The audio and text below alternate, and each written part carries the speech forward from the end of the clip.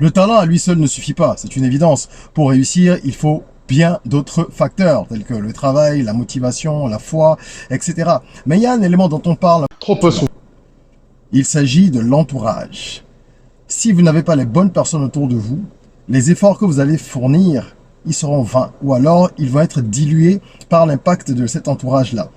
On dit évidemment que vous êtes la moyenne des 5 personnes que vous fréquentez, le plus. Et c'est pas un hasard, parce que par mimétisme et par de nombreux autres mécanismes, on se retrouve à avoir une personnalité qui va être modulée au fil du temps en fonction de nos fréquentations. Aujourd'hui, je vais aborder avec vous ce sujet-là et vous suggérer de mettre certaines personnes de côté. Il y a 5 types de profils qui, à mon sens, sont véritablement nuisibles si vous gardez ces gens-là près de vous. On va voir ça et j'espère que vous aurez le courage de faire le ménage après avoir suivi cette vidéo. On en parle tout de suite. Je suis Régis Saizy, entrepreneur multipotentiel, conférencier, formateur et artiste. Je partage avec vous sur cette chaîne du contenu propulsif pour vous aider à rêver, oser et créer. Hello les rocks, j'espère que vous êtes solides. Moi je suis en parfaite forme et je suis plein de gratitude envers l'univers. Aujourd'hui on va parler d'un sujet important, l'entourage. Et je vais évoquer ce que j'appelle le cercle tracteur parce qu'évidemment tout ça, ça va de pair. Je vais dire les choses sans mâcher mes mots, hein. Vous me connaissez pour ceux qui sont sur cette chaîne. J'ai un langage plutôt cru, enfin j'essaie d'être franc parce que il faut pas passer par 4 chemins quand on aborde des sujets de ce genre qui sont délicats, mais justement parce qu'ils sont délicats, il faut y aller en profondeur. Il ne faut pas contourner les choses, faire un petit peu comme si on aborde un sujet en surface et puis en fin de compte on ne prend pas de décision, ça sert à rien. Donc je préfère le dire d'entrée de jeu, il y a peut-être certaines vérités qui vont choquer un bon nombre d'entre vous, mais voilà, il faut crever l'abcès comme on dit. Si vous êtes nouveau sur cette chaîne, welcome on board, abonnez-vous, ici on rêve, on ose, on crée, on est rock, et on parle donc de développement personnel, de business, d'entrepreneuriat, d'éducation financière, de productivité. Tout ça, vous conviendrez avec moi que nous sommes en plein là-dedans lorsqu'on parle de l'entourage, parce que pour être plus performant soi-même et pour performer également d'un point de vue business, pour être épanoui dans la vie, il faut avoir des relations saines. Il ne faut pas juste avoir des gens autour de soi et se dire « je fréquente des gens, je connais 1000 personnes, nanani, nanana ». Il y a pas mal de gens qui ont l'impression que parce qu'ils connaissent du monde ou parce ils ont une vie sociale plus ou moins animée, qu'ils ont un entourage propulsif. Non, un entourage propulsif ne se mesure pas à la taille, mais plutôt à la qualité de ses membres. Et on va donc voir quelles sont les personnes qu'il faut mettre de côté. Il ne s'agira pas, si vous les identifiez après cette vidéo, de les jeter à la poubelle, n'est-ce pas? C'est pas de ça qu'il s'agit. On ne brise pas des relations du jour au lendemain, mais on prend du recul, on prend de la hauteur, on peut prendre ses distances, ça peut être un peu brutal, ça dépend des cas, lorsqu'on se rend compte que c'est mieux pour nous, ou alors on peut le faire progressivement. L'essentiel, c'est de mettre de la distance et de savoir se protéger. On est bien d'accord sur le principe. Alors, premier type de personnes qu'il faut sortir de son entourage, ce sont les jaloux et les envieux. Il y a toujours autour de vous des personnes qui ne sont pas véritablement contentes de votre évolution. Si vous regardez bien et que vous commencez à observer les choses de façon beaucoup plus attentive, vous vous rendrez compte que parfois, lorsque vous engrangez des succès, il y a des personnes qui ne vous manifestent pas leur joie. Ces personnes-là ne sont pas forcément ravies pour vous. Elles ne vont pas vous féliciter sincèrement ou elles ne vont peut-être même pas vous féliciter. Et pour celles qui cachent le moins bien leur jeu, elles vont avoir, même au niveau du faciès, certaines expressions qui vont vous montrer qu'elles ne sont pas très contentes. Alors, il y a 2 types de variantes au niveau de ce profil. Il y a les gens qui sont méchants ou qui ne vous veulent pas de bien. Et il y a des gens qui ne sont pas forcément animés de mauvaises intentions, mais qui sont dans une comparaison. Donc, par défaut, ils se disent que si pour vous, ça va bien, pour eux, ça ne va pas bien. Ou alors, pourquoi vous avancez et eux, ils n'avancent pas. Ils sont dans une espèce de comparaison qui fait qu'en fin de compte, ils peuvent pas être heureux pour vous. Alors que l'amitié, la vraie, normalement, la fraternité, l'amitié, la solidarité, mais ça consiste en quoi? Un des aspects, un des attributs de l'amitié, c'est d'être content pour l'autre, d'être fier de l'autre et de ne pas être dans une logique comparative en permanence. Donc, si autour de vous, il y a ce genre de personnes, faites attention parce que ce sont des gens qui sont bien contents lorsque vous êtes plus ou moins au même niveau et dès que vous passez certains caps, ça ne leur fait pas plaisir. Dès que vous décrochez un projet qui vous positionne autrement socialement ou financièrement, dès que vous allez pouvoir Même dans votre vie personnelle, passer un cap. Il y a des gens qui sont jaloux de leurs amis parce que leurs amis se marient, ou des femmes qui sont pas contentes parce que leurs copines se marient. C'est hallucinant.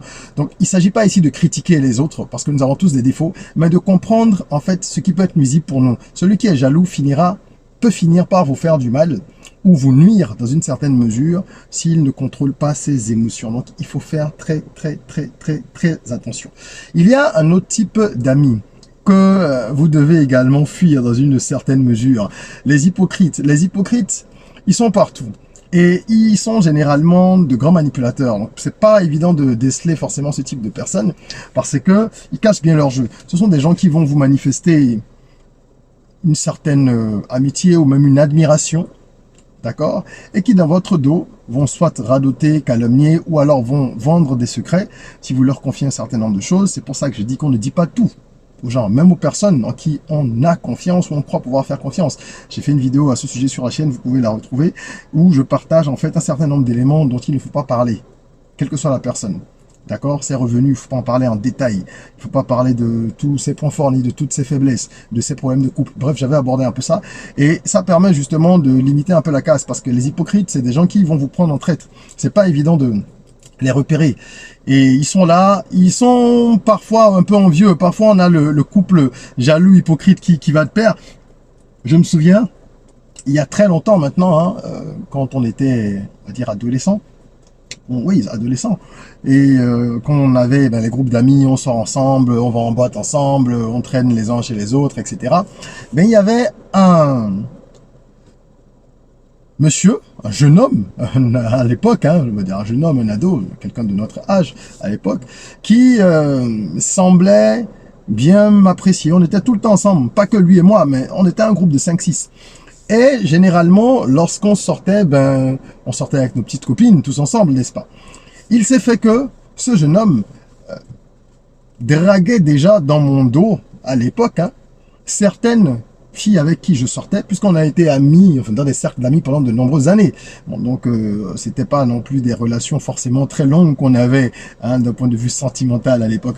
Et je me suis rendu compte, moi j'ai appris des choses en cours de route, bon, donc j'ai pris un peu mes précautions, mais sans forcément trouver que ce serait quelque chose de gravissime. Je me disais, allez, il ira pas plus loin que ça. Mais j'ai appris bien plus tard que à chaque fois, enfin à chaque fois non, mais dans 2 cas au moins que j'ai connus, quand j'avais arrêté la relation, quand je n'étais plus avec ces femmes-là, parce que je ne sais pas si c'est moi ou elle qui avait arrêté, c'est vraiment de très vieux souvenirs, mais quand je n'étais plus en couple avec certaines filles qu'il appréciait fortement à l'époque, eh bien, il s'empressait de passer derrière, juste après moi, pour aller me dénigrer, ce qui n'avait plus beaucoup d'importance, puisque moi, je n'étais plus avec ces personnes-là, même pour essayer de sortir avec elles. Et je pense d'ailleurs qu'il est sorti avec 1 ou 2 d'entre elles même.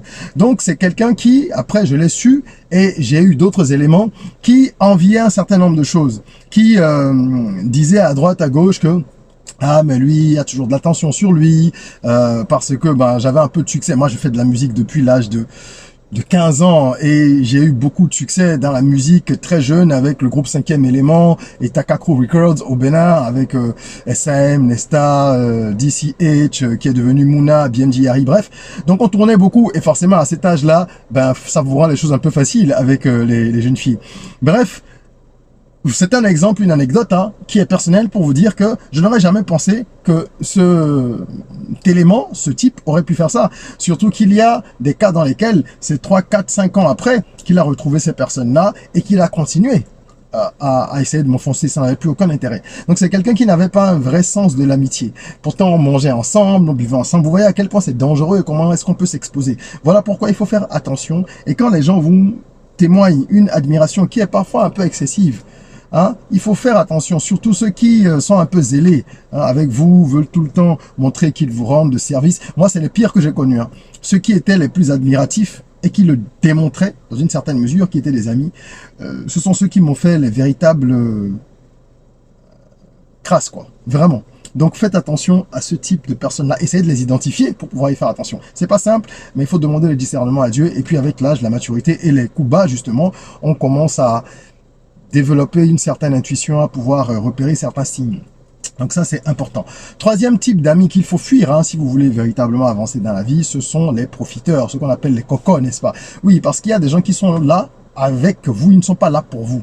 Ils sont avec vous quand vous avez de l'argent ou quand vous avez du succès, quand vous êtes à une position donnée. Bref, quand vous brillez ou quand il y a quelque chose, c'est vous qui peut leur être utile. À partir du moment où cette chose ou cette situation n'existe plus, vous ne les reverrez plus. Si vous n'êtes plus en poste à tel endroit, ils seront plus là. Si vous n'avez plus de la lumière sur vous, ils ne seront plus là. Si vous n'avez plus d'argent, ils ne seront plus là. Si vous n'avez plus, je ne sais pas moi, parfois c'est des choses tellement simples. Il y a des gens qui fréquentent d'autres personnes parce que quand elles vont chez ces personnes-là, ben elles se goinfrent, elles peuvent manger pour 2-3 jours. J'exagère à peine. Non mais c'est très très sérieux. Moi j'ai eu il n'y a pas longtemps en coaching un client qui me contait quelque chose d'assez fou dans cet ordre-là et qui avait vécu un cas pareil justement avec quelqu'un qui venait chez lui uniquement parce qu'il pouvait se restaurer, c'est dingue. Donc dès que vous n'avez plus ce genre de situation, parce que le monsieur en question à un moment il a eu des difficultés financières, donc il a fait des restrictions budgétaires, hein, parce qu'avant ça il invitait les gens chez lui 2 fois par semaine et c'était vraiment la nouba quoi. Donc finalement ces gens-là, ils n'ont pas leur place dans votre vie parce que vous allez traverser des difficultés comme tout le monde. Ça fait partie de la vie. C'est le cycle. Comme les vagues. N'est-ce pas? Mais quand vous serez au creux de la vague, justement, vous ne les verrez pas. Ils disparaîtront. Ils prendront même pas de vos nouvelles. Et vous n'aurez peut-être même pas un petit message aux nouvelles. Hein. Parce que vous n'êtes plus dans une position qui les arrange. Donc, cherchez à connaître les gens avec qui vous êtes, à savoir ce qui vous lie. Qu'est-ce qui vous lie? C'est pour ça qu'il vous faut un cercle tracteur. Si vous avez besoin d'être coaché, d'être accompagné, pour pouvoir définir davantage votre environnement, votre entourage personnel et professionnel, vous pouvez booker une séance de coaching avec moi. Le lien est en description. Ce sont des séances qui se passent online pendant 1 heure de temps. J'échange avec vous sur des problématiques business ou des problématiques de développement personnel parce que les deux sont souvent liés pour vous permettre de prendre des bonnes décisions et vraiment de pouvoir orienter vos choix. D'accord? Donc j'apporte mes lumières en faisant justement ces séances de coaching là, ça fait plus de 12 ans. Donc vous pouvez booker une séance.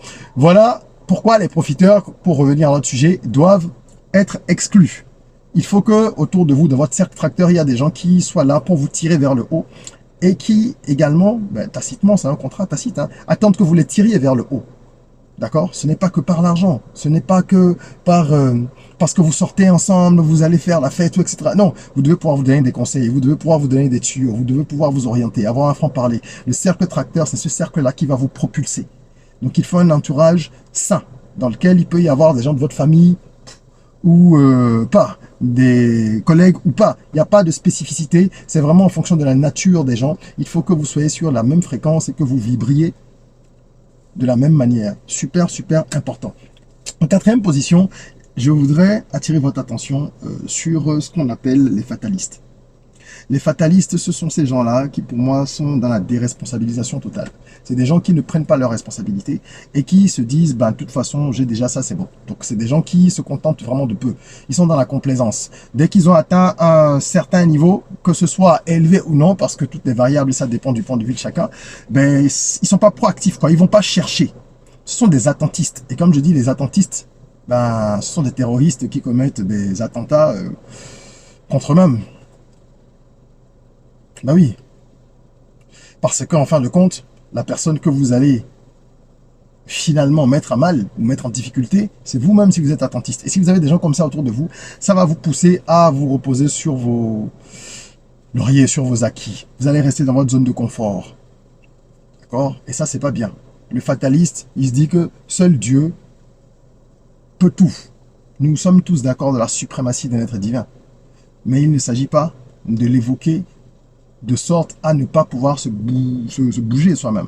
Les gens ne veulent pas faire grand-chose. Quand quelque chose arrive, ils se disent c'est Dieu. Quelque chose de mal surtout, c'est ça.